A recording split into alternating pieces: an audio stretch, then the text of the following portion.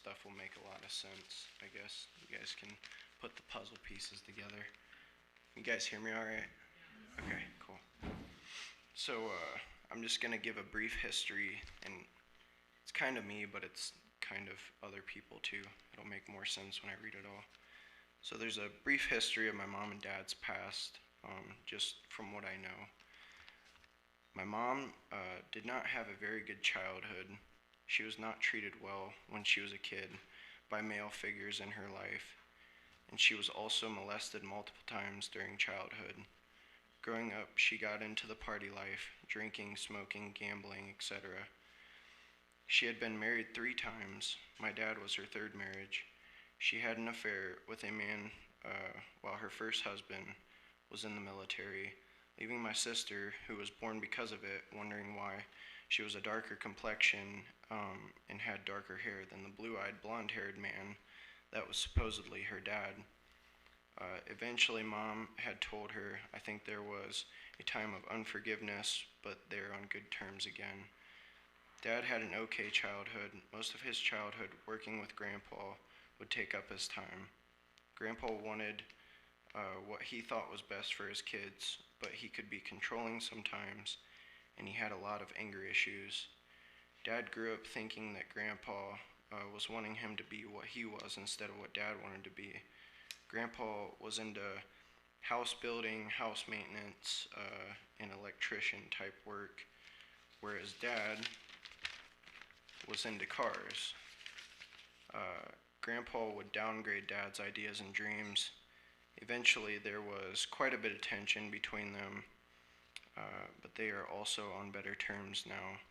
Both grandmas on my mom's and my dad's side passed away when I was young. My aunt on my dad's side passed away also, leaving my dad and I that are all that Grandpa has now. Also, my grandpa's first child, his name was going to be Kevin, was a miscarriage. That'll make sense later because I think that has something to do with, I don't know, maybe like a generational curse or something. Dad was married twice, my mom being the second. His first marriage was where my older sister came from. Most of the time things were okay, but one day my sister's mom got so upset at the dinner table when my sister was little, got up and hit my dad with a big old haymaker. My dad, having had anger issues passed down to him, tackled her across the table and hit her. All of this my older sister witnessed when she was little, so that was the end of that. Then he eventually married my mom. Eventually my mom had me. My parents believe I was a miracle because their first try was a miscarriage, a boy. So that was kind of, I don't know if that has anything to do with generational curse or not.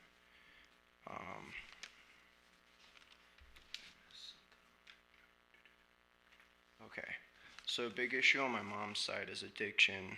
On my dad's side is pride. My childhood was not bad really at all. I remember my parents arguing and stuff, but it was not that bad. I do remember my dad getting upset with me a lot because I was that kid that seemed like I liked getting in trouble. With his anger issues, it did not work very well. My mom, on the other hand, every time they would fight, would always threaten to leave, or actually leave, most of the time with tears in her eyes. And one time my dad was blocking the door, crying, begging her not to leave. We went to a church that believed that the Holy Spirit was real in theory, but when it came down to it, they didn't actually believe and know him, saying that my parents were ignorant about some things in the spirit realm that, if they had known, could have saved their marriage. If they knew Jesus like they should have. They eventually got a divorce when I was 11, and then also when I was 10, I was exposed to pornography. Researchers say that pornography addiction damages our dopamine receptors in a very similar way that cocaine or other drugs of abuse would. Before pornography, my social life was good. I didn't have insecurity issues or anything.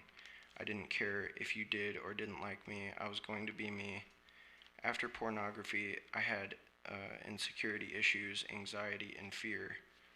You can see drug abuse by the physical attributes, whether it be on the inside to the inner organs or the outside by the outward organs, by the way the person does things and by the way they think.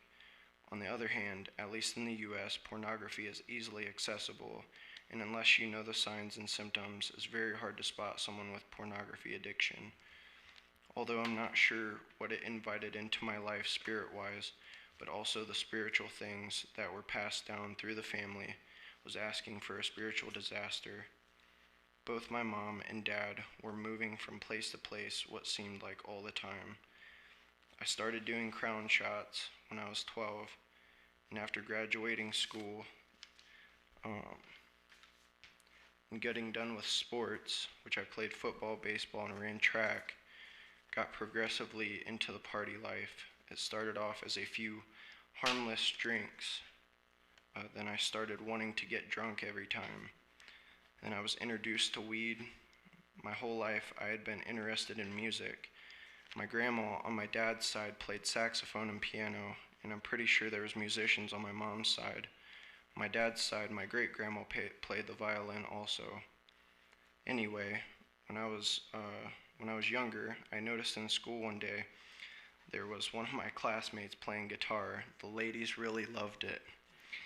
So I set my mind on doing the same thing he could do. Now back to the time period when I was introduced to weed, my brain started going back to that. So I got some production equipment, started practicing music production, learning as much as I could. I got to the point where I was even studying psychology and finding ways that would attract people to my music, manipulation, and I'm calling it witchcraft now that I know what I was doing. It hadn't been right at that time, but throughout the years, since I had a guitar, since I was 12, and was learning how to play it, over the years, I would run into videos about famous musicians and how they came to be. A few months before I started partying, getting drunk, and or high, I ran across the story of the well-known blues player Robert Johnson. And if any of you don't know who Robert Johnson is, basically he was like one of the most famous blues players or whatever. I think it was like back in the 1920s or something. And I think it was in Louisiana. He went down to the crossroads and apparently made a deal with the devil.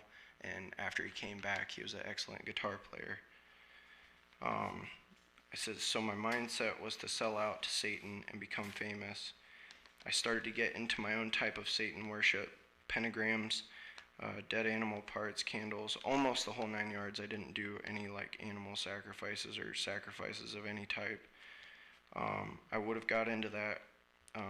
I would have got that far if it wasn't for the wake-up call from Jesus. My mindset was basically, if I would make it and be successful, that I would satisfy Satan as much as I could and do everything I could to make God hate me.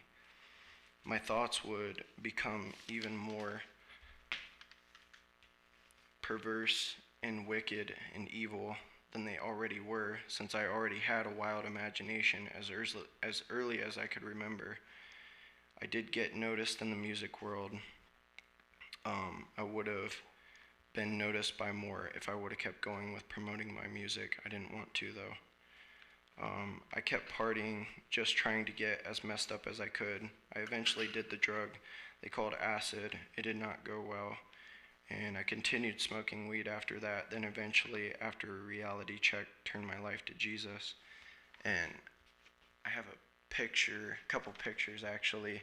This is after I turned my life to Jesus, which I'm not doing it for this purpose now, but I think it was kind of Jesus like showing me like, hey, you can do this even for me. But this was an app I was using. It shows you basically who views your profile, and this Jason Amor guy, he was friends with a famous DJ named Diplo. He actually viewed my profile multiple times after I was making stuff. This was, like I said, after I got out of the smoking weed and drinking and all that stuff. But go to the next picture real quick. That was just him with that. So, but anyway, basically God shown me that, hey, you don't need Satan, like you can do this for me.